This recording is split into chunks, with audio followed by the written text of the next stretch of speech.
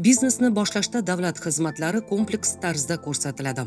Biznes yuritishni hamda litsenziyalash va ruxsat berish tartib-taomillarini soddalashtirishga doir navbatdagi chora-tadbirlar to'g'risidagi Prezident farmoni qabul qilindi. Farmonni qabul qilishdan asosiy maqsad etib tadbirkorlarning ma'muriy xarajatlarini 90 milliard so'mgacha qisqartirish, davlat organlari bilan o'zaro hamkorlik jarayonlarida 15 kungacha vaqtini tejash belgilandi. Farmonga ko'ra 2026-yil 1-yanvardan biznesni 15 daqiqada boshlash tamoyili asosida tadbirkorlarni davlat ro'yxatidan o'tkazishda bir vaqtning o'zida quyidagi xizmatlar ko'rsatiladi.